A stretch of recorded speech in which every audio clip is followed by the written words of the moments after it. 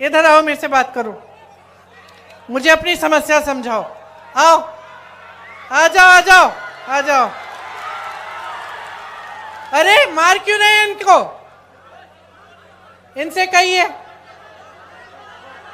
आ जाओ आ जाओ आ जाओ। मैं बुला रही हूं, आने दीजिए, आने दीजिए इन्हें।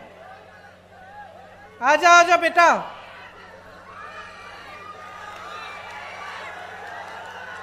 आ जाओ, शाबाश। आओ, ऊपर आओ। उसको पकड़ो मत। अरे कुछ नहीं, आने। इधर आओ। नाम क्या है तुम्हारे? आसिफ खान। ये देखो, ये है आसिफ, ये बिहार का नौजवान है। लड़ लड़ के वहां से आया मुझे अपनी समस्या बताने के लिए। ये है बिहार का नौजवान जो अपने अस्तित्व को समझता है, अपने अधिकारों को समझता है, जो लड़ता है अपने अधिकारों के लिए, जो समझ रहा है कि इसके साथ क्या हो रहा है आज।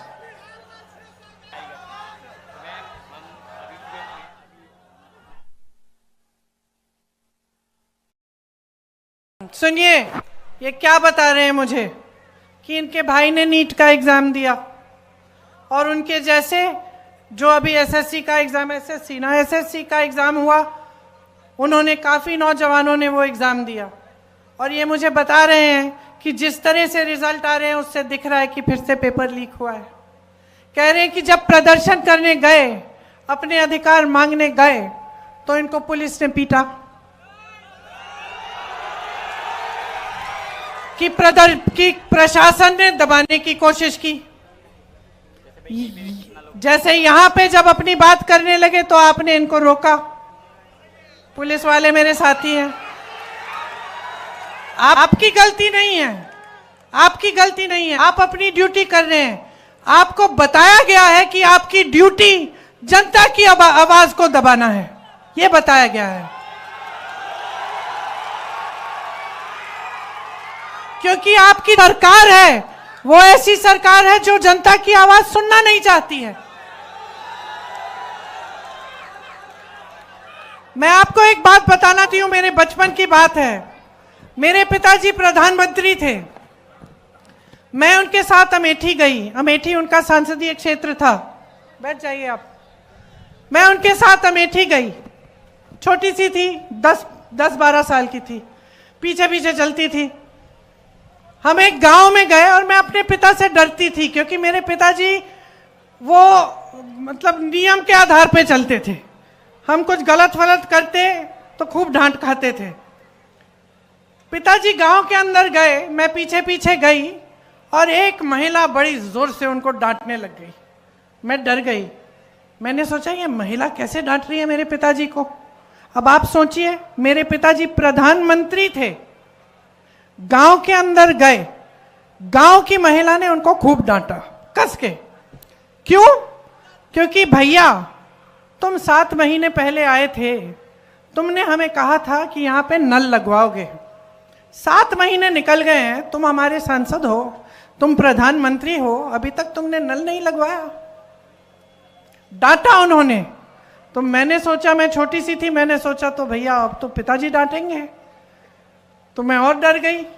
पिताजी ने डांटा नहीं, डांटा नहीं, प्यार से बात किया, बोला बहन यहां आओ, समझाया कि इस नल को मैंने सैंक्शन कर लिया है, इसमें समय लगता है, ये हो जाएगा, ये अगले 1-2 महीने में तुम्हारा नल लग जाएगा।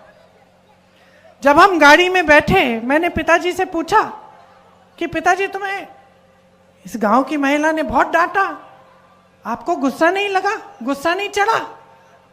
कहते बिल्कुल नहीं चढ़ा बेटी, क्योंकि ये मेरा कर्तव्य है और जब वो मुझे डांटती हैं तो वो सही करती हैं, उनका अधिकार है, मेरा कर्तव्य है उनके लिए काम करना, मैं उनका सेवक हूं। तो अगर सरकार, देखिए मैं अपने पिता की प्रशंसा नहीं करने के लिए यहां खड़ी हूं, मैं आपको एक बात बता रही हूं, साधारण बात, कि उस समय बड़े से बड़े नेताओं की क्या मानसिकता होती थी। अगर जनता की समस्या है, इस लड़के की कोई समस्या है, इसके साथ गलत हो रहा है, ये प्रदर्शन कर रहा है, अपना अधिकार मांग रहा है, तो ये तो हमारी लोकतंत्र की सबसे बड़ी देन है, सबसे बड़ी मजबूती है, सबसे बड़ी शक्ति है।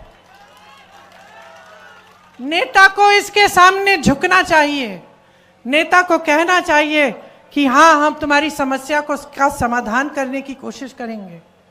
और जब नेता ऐसा होगा, जब सरकार ऐसी होगी, तब पुलिस भी ऐसी होगी, तब पुलिस आपको पीटेगी नहीं, तब पुलिस और प्रशासन भी आपको पीटेंगे नहीं, वो करने देंगे प्रदर्शन, खड़े रहेंगे।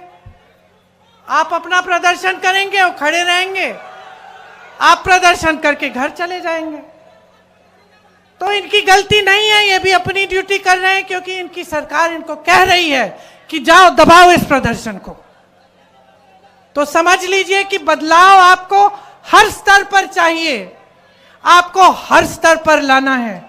आपको मानसिकता का बदलाव चाहिए, आपको सरकार जैसे चलती है उसमें बदलाव चाहिए, आपको भ्रष्टाचार खत्म कराने के लिए बदलाव चाहिए, आपको विकास लाने के लिए बदलाव चाहिए, आपको अपने भविष्य को मजबूत बनाने के लिए बदलाव चाहिए। बदलाव लाइए, आपके हाथों में है, आपके ही हाथों में है। बिहार को शक्ति दीजिए।